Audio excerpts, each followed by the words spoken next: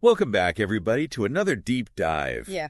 You know, we love to take these deep dives, and today we're going deep into 1984 by George Orwell. Yeah, one of those books that, everybody's at least heard of, right? Oh, yeah. Heard of Big Brother, maybe even thrown around Doublethink a time or two. For sure. But we're going to try to go a little deeper than that, too. Absolutely. We really want to go beyond just those buzzwords right. people throw around and really get into the meat of the text and why this book is still so relevant all these decades later. Yeah, and it's one thing to, be familiar with the terms and the slogans and all that. Right. But to really understand the power of this book, I think you have to immerse yourself in the world that Orwell creates. Yes. And that world is not a pretty one. No, it's not. It all starts in this place called Airstrip 1, formerly London, a city where even the buildings seem to be kind of weighed down by this constant sense of surveillance and oppression. Yeah, and it's not a very futuristic dystopia. You know what I mean? It's not all shiny and crumb. Exactly. It feels very familiar in a way with the grime and, maybe even the poverty that we see in our own world. Yes. And it's in this world that we meet our protagonist, Winston Smith. What? A man who begins his rebellion in a very small, seemingly harmless way. Yeah. How so? He starts keeping a diary. Oh, wow. And that diary is like this tiny little crack in this facade of control that the party has erected. Okay. Because remember, in Oceania, Big Brother, and the party, they don't just want your obedience. They want to control your thoughts. Every thought. Wow. So Winston, just the act of writing down his thoughts is a declaration that his mind is still his own. That's powerful. It is. And we start to see how the party maintains this control through a number of methods. Yes. Some are very sophisticated, some are quite brutal. So give me some examples of that. What are we talking about here? Well, of course, you have the telescreens. They're everywhere watching you, listening to you, broadcasting propaganda 24/7. You can't escape the gaze of Big Brother. You literally cannot? No. But it even goes deeper than that. You have things like Newspeak. Oh, yeah, Newspeak. Which is this warped version of the English language that the party has created. Yeah. And it's not just about simplifying language, it's about limiting thought. Oh, wow. The idea is that if you can't express an idea, you can't even have that idea. It's like they're controlling your very ability to think. Exactly. And it's one of the most unsettling aspects of the society. Yeah, that is chilling. And of course, Winston, he works at the Ministry of Truth. Right. He sees this manipulation firsthand. Oh, yeah. He's literally rewriting history, creating heroes out of thin air, fabricating evidence to support the party's agenda. Like manufacturing reality. Exactly. There's this really chilling episode where he creates this whole backstory for this fictional war hero. Oh, wow. Comrade Ogilvy. Okay. And it shows just how easily the party can manipulate reality, how they can control the past, the present, and the future. So how does anyone even push back against this? If everything is controlled in that way, how is there any hope at all? Well, there are glimmers of hope. And they come from some unexpected places. If I'm listening. You have the proles, the working class. Right. They're less controlled than party members.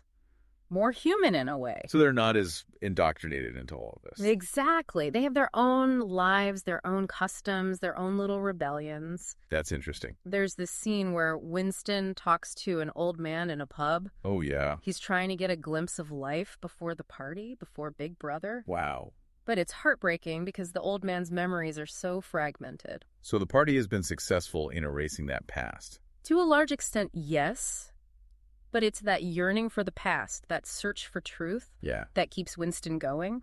And then, of course, he meets Julia. Okay, so who is Julia? Julia is a young woman who works at the Ministry of Truth. And their affair becomes this act of rebellion. Oh, wow. Almost primal in its defiance of the party. How so? It's not just about pleasure, it's about reclaiming something human. Right. In a world that wants to strip away all humanity. And there's this scene where they share some real chocolate. Okay. A luxury from a forgotten past. And it's such a powerful moment. What makes it so powerful? That chocolate represents a time before rationing, before the party's control over every aspect of life. Wow. Even the simplest pleasures. So it's like a taste of freedom. Exactly. And it gives them a glimpse of what life could be like. If things were different. Yes. But their rebellion, as you can imagine, is very dangerous. And it takes a turn when they reach out to O'Brien. Okay. And who is O'Brien? O'Brien is a member of the Inner Party. Okay. So very high up. Yes. Very high up. And Winston and Julia, They believe he's part of a resistance movement Oh, wow. called the Brotherhood. So they're putting a lot of faith in this guy. They are. They're risking everything on this sliver of hope. And what happens when they reach out to him? Well, there's this incredibly tense scene where O'Brien gives Winston his address right in front of a telescreen. Oh, no. And you're left wondering, is this a sign of trust or is it a trap being sprung? Right. It could go either way. It could. And that's where we'll have to pick up in part 2 of our deep dive into 1984. I can't wait. I am on the edge of my seat here. It's a real page-turner. It is. So definitely stay tuned for part 2, where we'll delve deeper into the world of Winston, Julia, and the terrifying power of Big Brother. We'll see you then. It was a trap, of course. I figured. Their capture is swift and the punishment is brutal. Oh, wow. Room 101.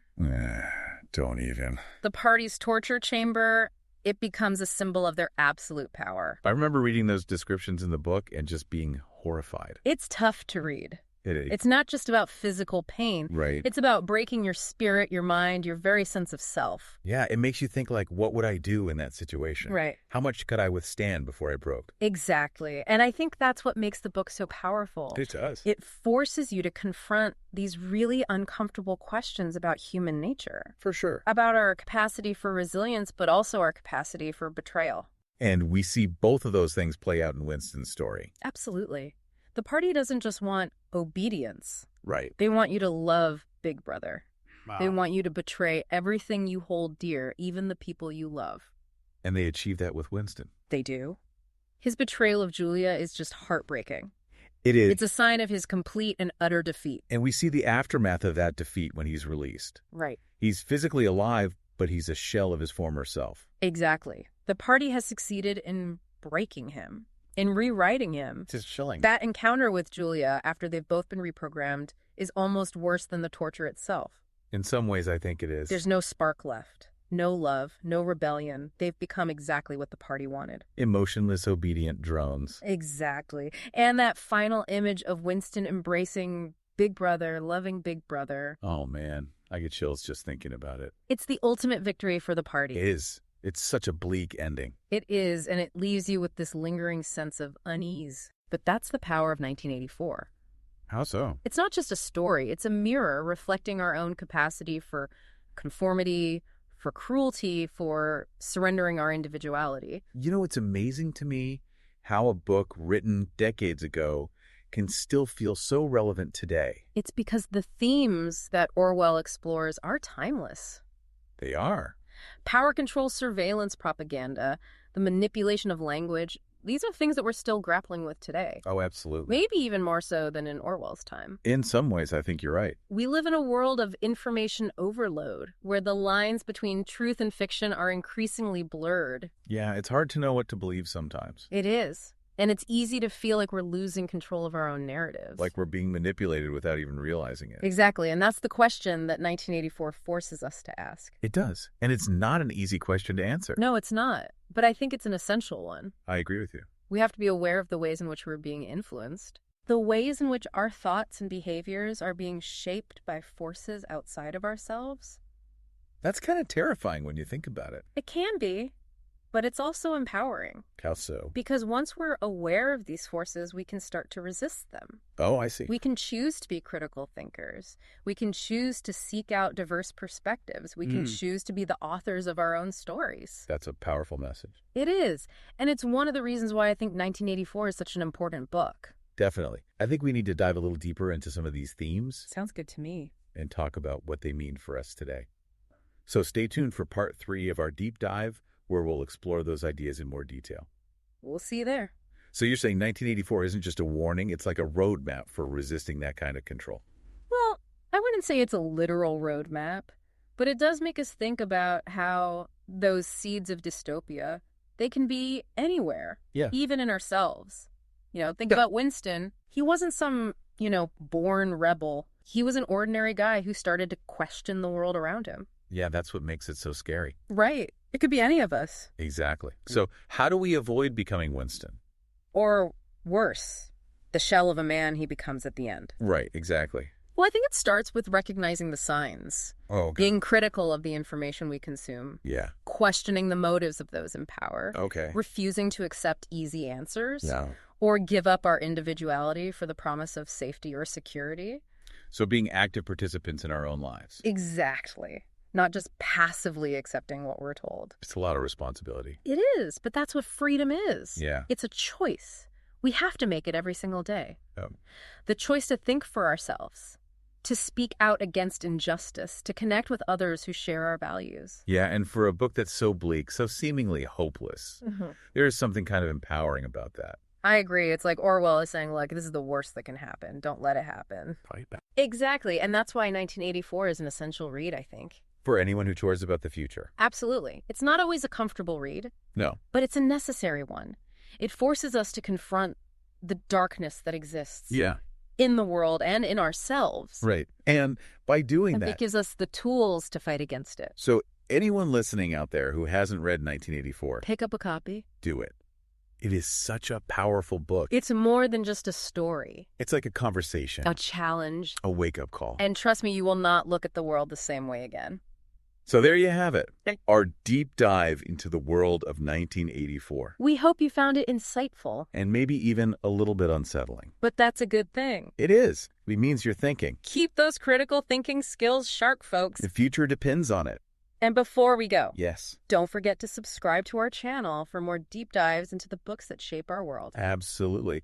And let us know what you thought of this deep dive in the comments below. We love to hear from you. We do. So until next time, keep reading, keep thinking, and keep the spirit of rebellion alive. See you next time.